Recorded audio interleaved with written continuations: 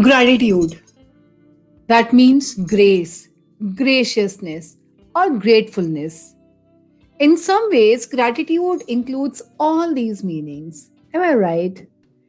Gratitude is a thankful appreciation for what an individual receives, whether it can be tangible or intangible.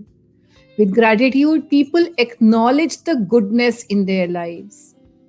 In this process, people usually recognize the source of that goodness that lies, at least partially, outside themselves. As a result, gratitude also helps the people to connect to something larger than themselves as individuals, whether to other people, nature, or a higher power. Hello everyone, Dr. Gagandeep Kaur this side. Let's discuss about gratitude today. Why? Because gratitude is the most important or the most exquisite form of courtesy. People often feel and express gratitude in multiple ways. They can apply to the past, retrieving positive memories, or being thankful for the elements of childhood or past blessings. The present, not taking good fortune for granted as it comes, and the future, maintaining a hopeful and optimistic attitude of life. Now, regardless of the inherent or current level of someone's gratitude, it's a quality that the individuals can successfully cultivate further.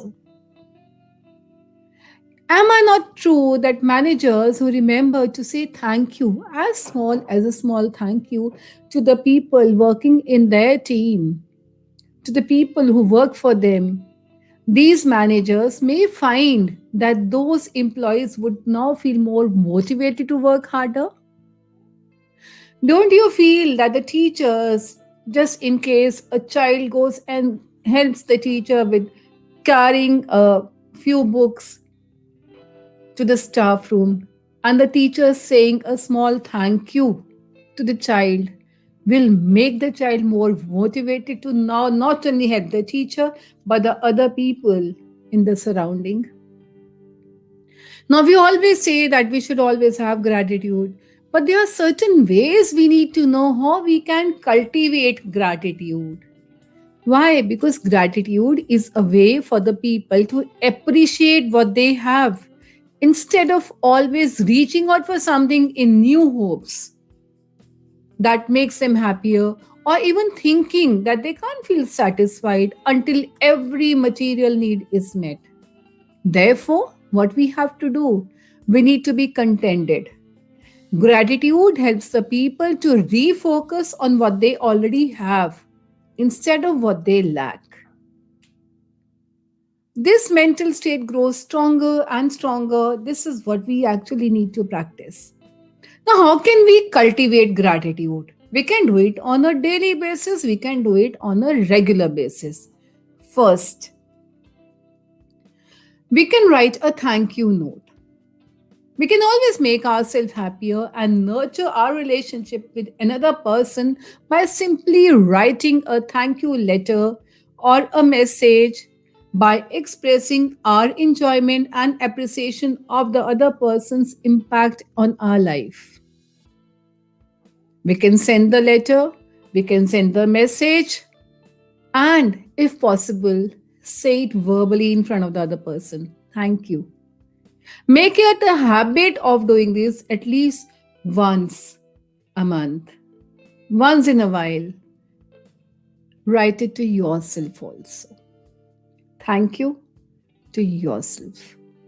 Second, thank someone mentally. If you do not have the time to thank someone by writing a message or by saying verbally, many a times we have a hitch. Then it doesn't matter. Just mentally thank the other person. In your mind, thank the other person for what the other person has done for you. Third, keep a gratitude journal or a diary. Make it a habit to write down or share with a friend the thoughts about the gifts you've received each day. Make a list of all those things. Because once you make a list of all the gifts that you have received in terms of good deeds by other people, they can be material gifts, they can be non material gifts, at least we'll be having a feeling of gratitude. Next point, count your blessings. Every week, take out some time, sit down, write about the blessings, reflecting on what went right or what you are grateful for. You know why? Because many times it helps us to identify certain things which we may not feel in our lives, but which are very important to feel. Next point, pray. Many people who are religious, they continuously, they always, regularly, frequently pray to God. Why? Because that cultivates gratitude. But what about the other people who may not be so religious? They should also make it a habit to always pray and say thanks to God for all what we have been given.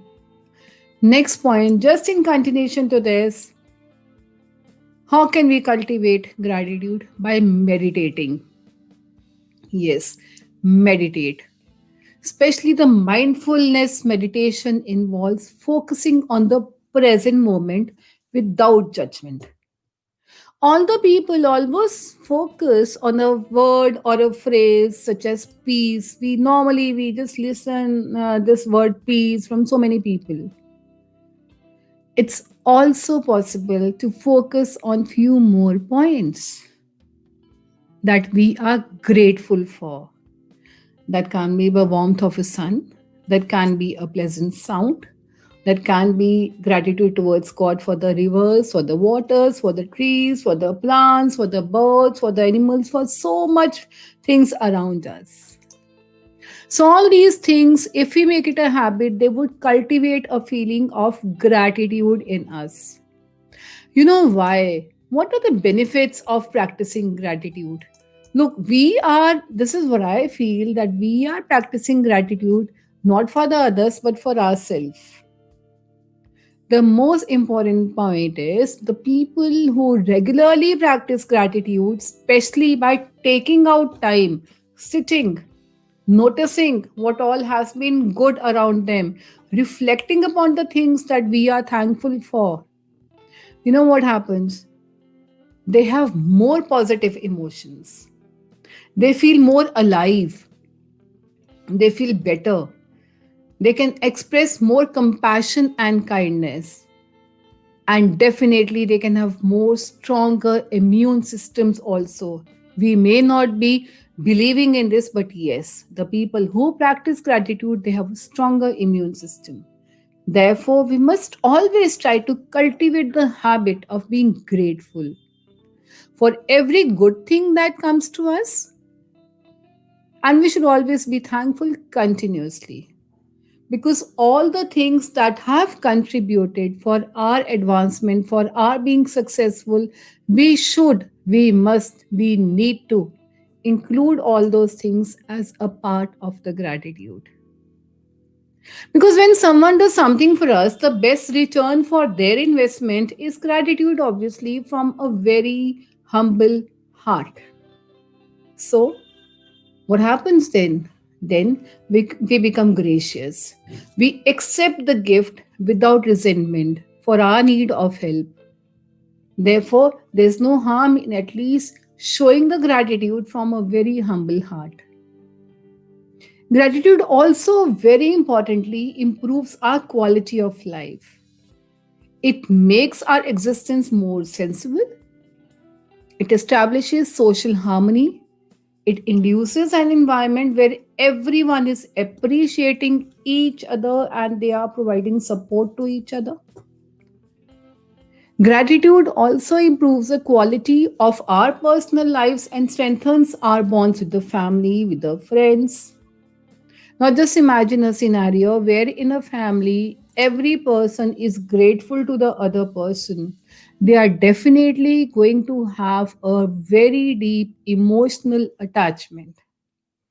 So, finally, what I have to say on this is once you become oriented towards looking for things to be grateful for seeking for the things that you have to be grateful for, you will always start appreciating the smallest of the pleasures and the things that you previously took for granted. Gratitude should not just be a reaction of getting what you want, but an all the time gratitude, the kind where you notice the little, the small things where you constantly look for in even unpleasant situations.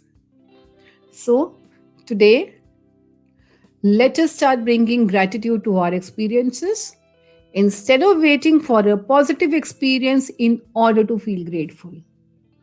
Build their own experiences. Start being grateful for each and everything in life. Start being grateful to God, to the nature, to the environment, to the family, to the friends. This way, you will be on your way towards becoming a master of gratitude. Why? Because, after all, gratitude is the most exquisite form of courtesy. If you like my thoughts, if you like the channel, don't forget to subscribe to the channel so that whenever we are coming up with new ideas, with new thoughts, with new viewpoints, you can always get an alert and you can watch those also. Go ahead and subscribe to the channel. Don't forget to hit the like button.